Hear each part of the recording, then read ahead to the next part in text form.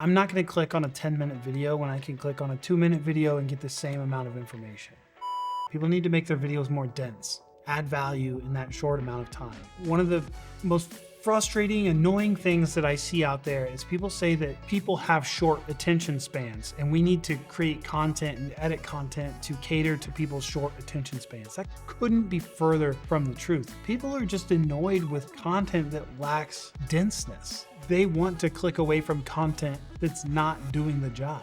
It's not because people lack short attention spans, it's because the video sucks. If you're gonna make a longer video, it better be worth people's time. If I can get the same amount of information in a 2-minute video, why would I watch a 10-minute video? If you're making YouTube videos, one of the most valuable metric is the most replayed section. One of the biggest flaws of YouTube in 2025 is the fact that they removed the dislike button. I can't vet whether or not it's a good video. People are not watching everything else. That should tell you right there what your video should be. And the difference between something like YouTube and something like TikTok, where TikTok doesn't have a dislike button, is that you're getting served a TikTok video because it's good. It's already been vetted. You're not getting like somebody's YOLO. You're getting a video because it's good.